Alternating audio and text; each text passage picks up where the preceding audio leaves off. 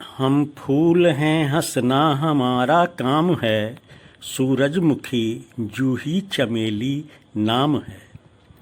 मैं पुष्प प्रतिनिधि गेंदा क्षितिज के पटल से उस सज्जन सहृदय कवि को अपने पुष्प परिवार की ओर से आभार और धन्यवाद ज्ञापित करना चाहूँगा, जिसने हमारी मूल प्रकृति को आप तक पहुँचाने का कार्य किया है।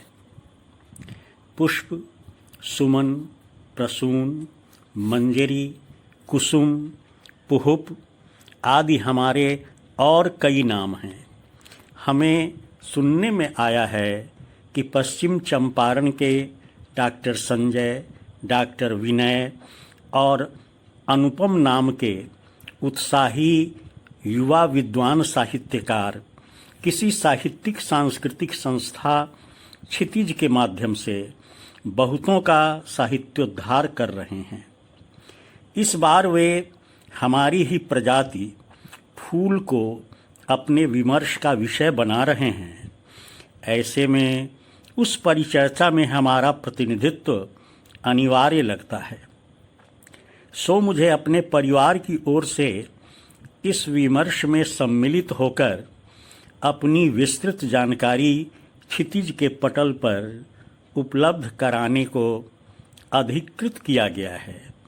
अतः मैं अपने परिवार की ओर से क्षितिज के समस्त विद्वानों का स्वागत और अभिवादन करते हुए उनके समक्ष अपनी विस्तृत कथा प्रस्तुत कर रहा हूँ।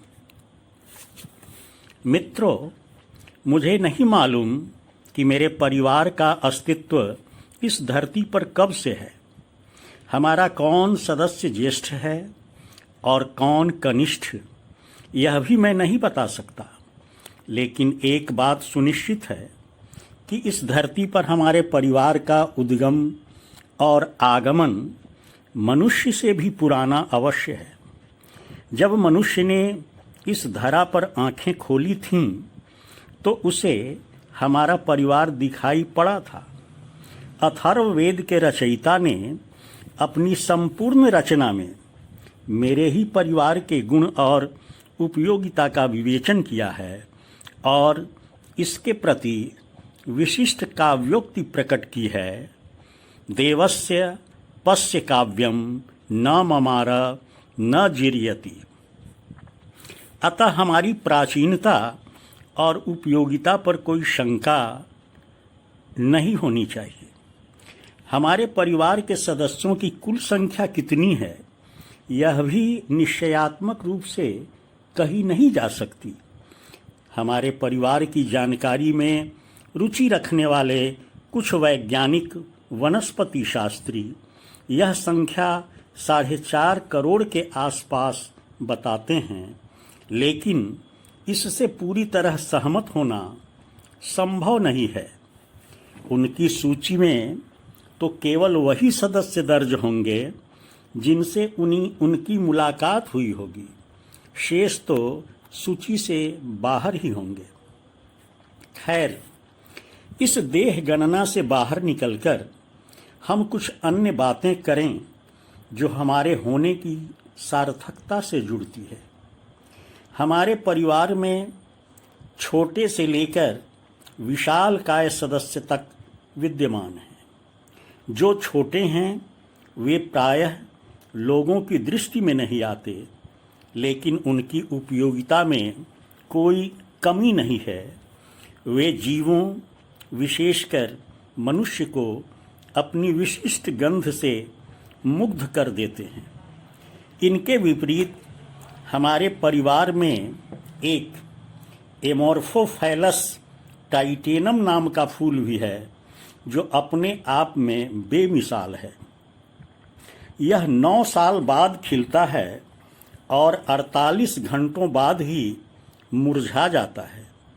केरल के एक बोटैनिकल गार्डन में इस बार लोगों को 9 साल बाद खिलने वाला यह फूल देखने को मिल रहा है। यह दुनिया का सबसे बड़ा फूल है।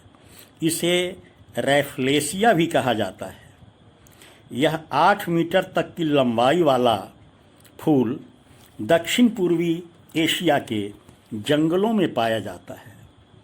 मुझे सदैव इस बात का दर्द रहा है कि हमारे परिवार के महत्व को दुनिया वाले अभी तक न ठीक से समझ पाए हैं और न समझना चाहते हैं।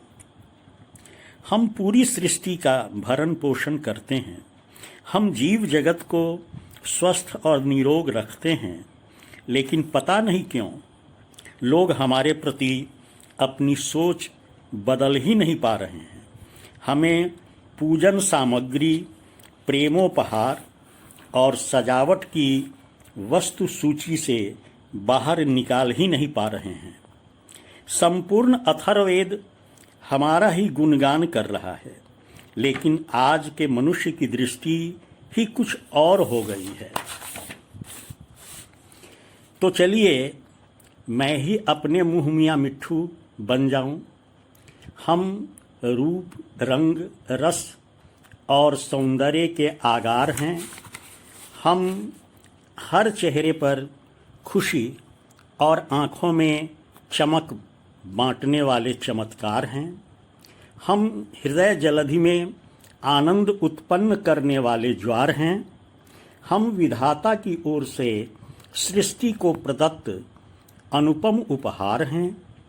प्रेमी जनों के हृदय में पुलकित माधुरी का संचार हैं। प्रेयसी के जूड़े में बंधे सौंदर्य का संभार हैं। हाथों के गजरे में इच्छाओं का तोरण द्वार हैं। हम देवों के सर पर आस्था, श्रद्धा और भक्ति पूर्वक चढ़ाए जाने वाले पवित्र सुमन हैं। दो हृदयों के बीच की दूरी पाटने वाले मौन मन के संवाद हैं। दुनिया के भव्य आकर्षक आयोजनों के आधार हैं। और अगर आप बुरा न माने तो मैं यह कहूँगा कि हमारे बिना आपका अस्तित्व ही असंभव है। जो कोई मेरी इस बात से असहमत हों, उनसे मैं यह जानना चाहता हूँ कि आप मुझे किसी ऐसे फल, अन्न का नाम बताएं जो बिना फूल के ही पैदा होता है। कोई ऐसा वृक्ष, पादप, लता या वनस्पति बताएं जिसमें फूल नहीं लगते हों। और अगर आपके पास इसका उत्तर हाँ में नहीं है तो आपको यह निसंकोच मान लेना होगा कि इस संपूर्ण सृष्टि का चक्र फूल, फल, बीज के सूत्र पर ही टिका है। अन्न ब्रह्म के जनक हम ही हैं और इसी अन्न, चारे, भोजन और फल पर जीव जगत टिका है। हम सृष्टि के श्रृंगार भी हैं और जीवन के आधार भी। अफसोस इस बात का है कि गेंदा, गुलाब, जूही, चमेली, कमल, हरसिंगार, डहलिया, गुलदाउदी जैसे 2-4 दर्जन नाम तो फूलों की सरणी में शुमार हो गए। पार्क, गमले और क्यारियां उनसे सजने लगीं। उनका व्यावसायिक उत्पादन होने लगा, लेकिन संपूर्ण पृथ्वी और प्रकृति को अपनी छटा से सुशोभित करने वाले विधाता के ये उपहार लोगों की दृष्टि छाया में उपेक्षित रह गए। तो जरूरत है अपनी सोच बदलने की। विद्वज्जनों, हम फूलों का समाज निष्पृह, निष्काम और यशः कामना से दूर रहने वाला है। हमने कभी यह चाहा ही नहीं कि कोई हमारे रूप गुण की प्रशंसा करे। हम तो अपने गुण और स्वभाव के अनुरूप अपना कार्य कर मौन हो जाते हैं। ऋषियों महर्षियों ने फूल, फल, बीज और वृक्ष की महिमा को समझा और लोगों को इसकी रक्षा करने तथा बढ़ाने का संकल्प लेने का सुझाव दिया। उन्होंने वृक्ष की रक्षा पुत्र की तरह करने का संदेश दिया। साहित्य जगत में कवियों ने हमारी प्रकृति को समझने में अपनी सहानुभूति का परिचय दिया है। कालिदास के अभिज्ञान शाकुंतल की नायिका शकुंतला कण्व ऋषि के आश्रम में बलकल वसन और पुष्पालंकृत दिव्य रूप में राजा दुष्यंत की हृदय सम्राज्ञी बन जाती है। मध्यकाल में सुंदरियां दोहद पर्व के द्वारा मुझे हृदयंगम करती थीं। कबीर, जायसी, सूर, तुलसी, माखनलाल चतुर्वेदी, महादेवी जैसे अनेक कवियों ने मेरे जीवन और त्याग को लक्षित करते हुए मानव को अनुपम संदेश दिए। माखनलाल जी की चाह नहीं मैं सुरवाला के गहनों में गूंथा जाऊं, चाह नहीं प्रेमी माला में बिंध प्यारी को ललचाऊं, तथा महादेवी जी की उसी सुमनसा पल भर हंसकर सूने में हो छिन्न मलिन, झर जाने दो जीवन माली मुझको रहकर परिचयहीन जैसी पंक्तियां आज भी हमारे परिवार की गरिमा को ऊंचाई प्रदान करती हैं। जिन घरों और क्यारियों में हमारा सत्कार होता है वहां विषाद या तनाव का प्रवेश ही संभव नहीं। हम अपने पालकों के चेहरे पर सदैव चमक और होठों पर मुस्कान बनकर छाते हैं। हमारे प्रेमी हमें अपने पुत्र की तरह पालते और सुबह शाम हमसे अंतर्मन की बातें करते हैं। हमारे उनके बीच एक संवेगात्मक संवाद निरंतर चलता रहता है। जब वे हमारी क्यारियों में निराई गुराई करते हैं, खाद पानी डालते हैं, तब उनके मन में हमारे स्वरूप की कल्पनाएं उमड़ती घुमड़ती रहती हैं। हम भी कभी अपने इस प्रेमी को निराश नहीं होने देते।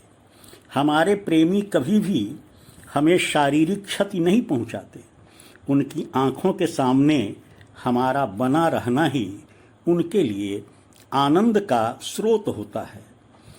हम आप सभी प्रेमी मित्रों से कहना चाहेंगे कि हम तो हर युग में आपकी खुशी और गम दोनों में आपके साथ रहे हैं।